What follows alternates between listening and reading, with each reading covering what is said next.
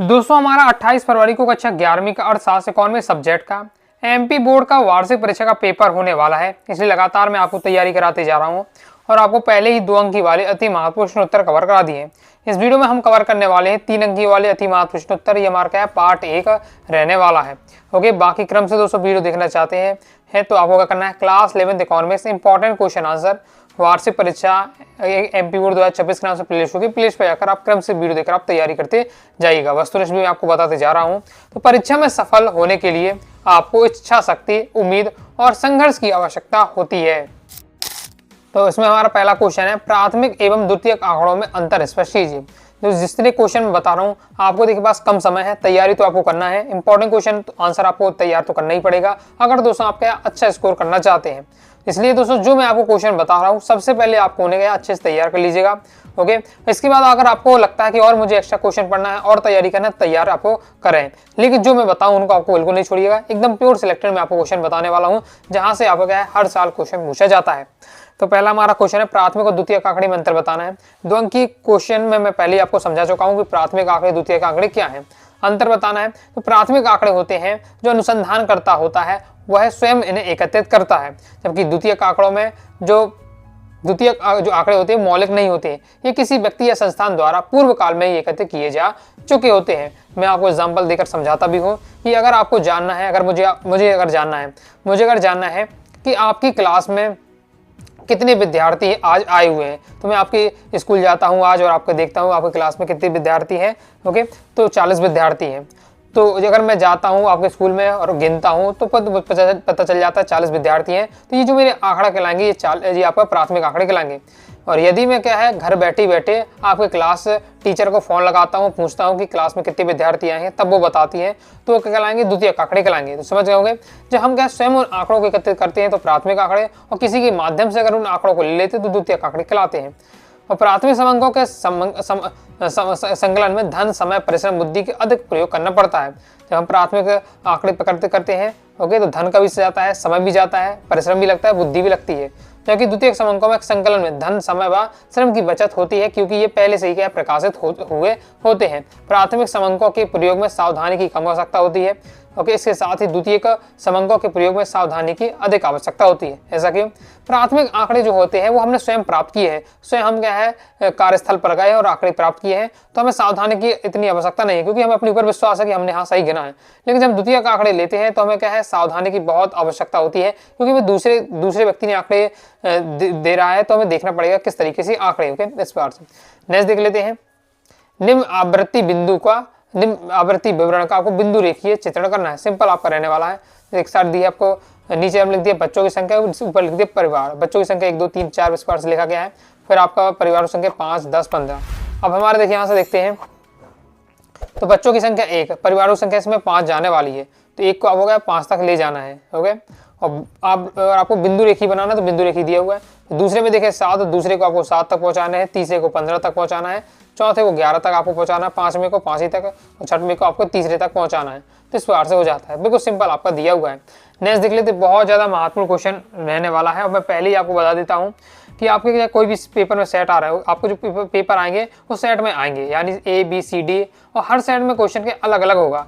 Okay, हर side में question अलग अलग होगा, डिफिकल्टी लेवल एक ही रहेगा। ऐसा नहीं कि किसी का बहुत ज़्यादा आसान पेपर आ जाए, किसी से बहुत ज़्यादा सिंपल, ये नहीं होता है। लगभग क्वेश्चन का लेवल एक ही रहता है, लेकिन क्या क्वेश्चन बदल दिए जाते हैं। अब जैसे मैं आपको बता दूं, ये क्वेश्चन आप नोट करके रख लीजिएगा, 100% आपको एग्जाम में देखने को मिलेगा। माध्य मध्यिका बहुलक, आपके जो होते हैं माध्य मध्यिका बहुलक, तो माध्य मध्यिका बहुलक के आपको गुण अच्छे से तैयार कर लीजिएगा। ओके, माध्य मध्यिका बहुलक के दोष तैयार कर लीजिएगा। माध्य क्या है, समांतर माध्य क्या है, मध्यिका क्या है, बहुलक क्या है, इनकी परिभाषा तैयार कर लीजिएगा।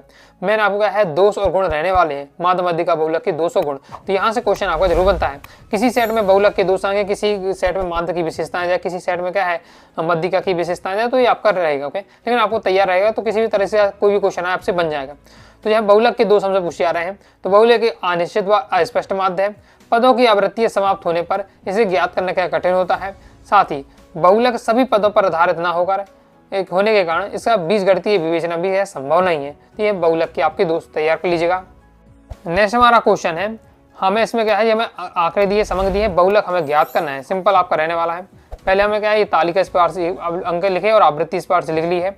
इसमें आपको देखना है जो जिसकी आवृत्ति सबसे ज़्यादा बार होती है वो हमारा F1 होगा, मेन पॉइंट होगा। तो उसे F1 देंगे, उसके ऊपर वाले को F0 देंगे, उसके नीचे वाले को F2 देंगे। यानी F0 F2 का निर्धारण F1 से होता है। और F1 को किसे देंगे? जिसकी आवृत्ति सबसे ज़्यादा, तो सबसे ज़्यादा आवृत्ति है 30। ओके, तो ये F1 होगा, उसके ऊपर वाला F0 होगा, बन जाएगा, और उसके नीचे वाला F2 बन जाएगा। तो ये आपको F1 F0 F2 का आपने डिसाइड कर लिया कैसे आपको करना पड़ता है। अब बहुलक निकालना, तो बहुलक का दोस्तों आपको फॉर्मूला याद होना चाहिए। ओके, तो ये होता है बहुलक का फॉर्मूला, याद आपको करके रखना है। ये फॉर्मूला तो दोस्तों आपको याद करके रखना पड़ेगा। अब उच्च आवृत्ति 30 से आता है, जो भूयिष्ठ वर्ग होगा, जो भूयिष्ठ वर्ग होगा 10-15 होगा। बस अब आपको क्या है, जो भी हमसे ये फॉर्मूला है उसमें वैल्यू पुट कर देनी है। ओके, तो L1 हो जाएगा आपका, L1 आपका 10 रहने वाला है। फिर आपका मेन जो आवृत्ति वाला का जो भूयिष्ठ वर्ग होता है, भूयिष्ठ वर्ग का जो निम्नतम सीमा होता है L1, उच्चतम सीमा होती है आपकी L2, ये आपका रहता है। बस फॉर्मूला अब देखिए, आपको L1 L2 भी समझा दिया मैंने, F1 F0 F2 भी समझा दिया, तो आपको वैल्यू पता है, वैल्यू आपको पुट कर देना है, फिर तो आपको क्या कैलकुलेशन रहता है कंप्लीट। ओके, तो ये आप समझिए फॉर्मूला याद करके रखना है, बाकी मान कैसे निकालना वो भी बता दिया, बस वैल्यू आपको रखना है, आपका आंसर आ जाएगा। नेक्स्ट हमारा आयात प्रतिस्थापन क्या है, यह किस प्रकार से घरेलू उद्योगों को संरक्षण प्रदान करता है। तो आयात प्रतिस्थापन को आपको समझना है। तो आयात प्रतिस्थापन से अभिप्राय है कि आयात की जाने वाली वस्तुओं का घरेलू उत्पादन द्वारा प्रतिस्थापन करना। उदाहरण के लिए विदेशों में निर्मित वाहनों को आयात करने के लिए स्थान पर उन्हें भारत में ही निर्मित करने के लिए उद्योगों को प्रोत्साहित किया जाए। इसकी नीति के अनुसरण सरकार ने विदेशी प्रतिस्पर्धा से उद्योगों की रक्षा की है। आयात प्रतिस्थापन में ये होता है कि जो वस्तु क्या विदेशों से प्राप्त कर रहे हैं, विदेशों से मंगा रहे हैं, उन्हें क्या है अपने भारत में ही तैयार करना आयात प्रतिस्थापन है। ओके, इस संरक्षण के इसके दो प्रकार है, पहले प्राशुल्क और कोटा। प्राशुल्क आयातित वस्तुओं पर लगाया जाता है कर है। प्राशुल्क लगाने पर आयातित वस्तुओं पर अधिक महंगी हो जाती हैं, जो वस्तुओं के प्रयोग को हतोत्साहित करती हैं। पर कोटा क्या होता है, कोटे में वस्तु की मात्रा निर्दिष्ट होती है जिन्हें आयात किया जा सकता है। आगे नेक्स्ट हमारा क्वेश्चन है, स्वतंत्रता पूर्व भारत की जनसंख्या की व्यावसायिक संरचनाओं की विशेषता लिखिए। यानी स्वतंत्रता से पहले जो जनसंख्या किस प्रकार से थी, संरचना आपको उसकी विशेषताएं बतानी है। तो ये आपकी दी हुई है विशेषताएं। पहला, औपनिवेशिक काल में कृषि सबसे बड़ा व्यवसाय था, इसमें 70 से 75% का जनसंख्या कार्यरत थी। फिर सेवा क्षेत्र 15 से 20% जनसंख्या कार्यरत थी। विनिर्माण क्षेत्र में 10% जनसंख्या कार्यरत थी। क्षेत्रीय विषमता में प्रतिदिन वृद्धि हो रही थी, सामाजिक और क्षेत्रीय विषमताएं विद्यमान थी। ये स्वतंत्रता से पहले भारत की जनसंख्या की व्यावसायिक संरचना है। नेक्स्ट हमारा क्वेश्चन है, रोजगारी से क्या आशय है, भारत में रोजगारी के प्रकार बताइए। तो रोजगारी से अभिप्राय एक ऐसी स्थिति से है जब किसी देश में काम करने वाले सभी इच्छुक व्यक्तियों को मजदूरी दर पर क्या काम नहीं मिलता है। इस बेरोजगारी का मतलब क्या होता है कि देश में काम करने वाले जो इच्छुक व्यक्ति जो काम करना चाहते हैं लेकिन उन्हें बस जो उनकी उचित मजदूरी दर पर उन्हें काम नहीं मिल रहा, तो एक बेरोजगारी है। अब बेरोजगारी दो प्रकार की, मौसमी बेरोजगारी, एक छिपी बेरोजगारी। मौसमी बेरोजगारी, यह बेरोजगारी मौसम, फैशन और रुचि संबंधी परिवर्तन के कारण होती है। छिपी बेरोजगारी में यह बेरोजगार प्राय कृषि क्षेत्र में पाई जाती है, जहाँ किसी कार्य को करने में जितने व्यक्ति चाहिए उससे अधिक उस कार्य को करने में लगे हैं, क्योंकि उनके पास और कोई काम करने को है ही नहीं। जितने अधिक लोग उसमें कार्य कर रहे हैं वो क्या है, छिपे रूप में क्या बाजार है। नेक्स्ट देख लेते हैं, छुपे रूप में क्या है, बेरोजगार है। नेक्स्ट हमारा धारणी विकास से आपका समझते इंपॉर्टेंट धारणी अवधारणा संबंधित क्वेश्चन आपका बनने के हाई चांस है, प्रीवियस में भी आया था आपका। धारणी विकास की अवधारणा हमारी क्या कहलाती है कि धारणी विकास उस प्रक्रिया को है जिसमें वर्तमान जनसंख्या की आपूर्ति होती है किंतु भावी पीढ़ी के हितों पर किसी प्रकार की आघात नहीं पहुंचता, अर्थात भावी पीढ़ी के हितों का पोषण होता है। धारणी विकास का अवधारणा वर्तमान पीढ़ी तथा भावी पीढ़ी दोनों के हितों को ध्यान में देना है। धारणी विकास का लक्ष्य उस प्रकार का विकास का संवर्धन है जो किसी पर्यावरण समस्या को कम करने तथा भावी आवश्यकताओं को पूरा करने की क्षमता समझौते के लिए बिना वर्तमान पीढ़ी की आवश्यकताओं को क्या पूरा करता है। ये धारणी विकास आपका कहलाता है। प्रश्नावली और अनुसूची में आपको अंतर बताना है, तो ये आपका दिया हुआ प्रश्नावली के अंतर्गत जो प्रश्नों के उत्तर सूचक स्वयं देता है। प्रश्नावली में क्या है, जो प्रश्नों के उत्तर होते सूचक स्वयं देता है, जबकि अनुसूची में प्रश्नों का उत्तर क्या है परिणाम वस्तु सूचना की पूछताछ करने से भरता है। इसमें टिप्पणियां दी जाती है, प्रश्नावली में टिप्पणी दी जाती है, लेकिन अनुसूची में ये टिप्पणियां देने की आवश्यकता नहीं है क्योंकि ये प्रमाणित स्वयं प्रश्न को समझ सकता है। प्रश्नावली उत्तरों के लिए रिक्त स्थानों को छोड़ने की आवश्यकता नहीं होती है, जबकि उत्तरों के लिए रिक्त स्थान छोड़ना अनिवार्य है। तो ये आपके प्रश्नावली अनुसूची में अंतर तैयार कर लीजिएगा। नेक्स्ट क्वेश्चन है वर्गीकरण और आपको सारणीयन में अंतर बताना है। तो वर्गीकरण सांख्यिकी विश्लेषण की रीति है, जबकि सारणीयन क्या है समंकों के प्रस्तुतीकरण की रीति है, रीति यानी होता तरीका। नेक्स्ट है समंकों का वर्गीकरण पहले किया जाता है, जबकि सारणीयन का वर्गीकरण बाद में किया जाता है। वर्गीकरण में समंकों को वर्गों तथा उपवर्गों में रूप में प्रस्तुत किया जाता है, जबकि सारणीयन में समंकों को स्थायी रूप से उपयुक्त शीर्षक व उपशीर्षक के अंतर्गत प्रस्तुत किया जाता है। तो आपका वर्गीकरण सारणीकरण में अंतर दिया, तैयार कर लीजिएगा।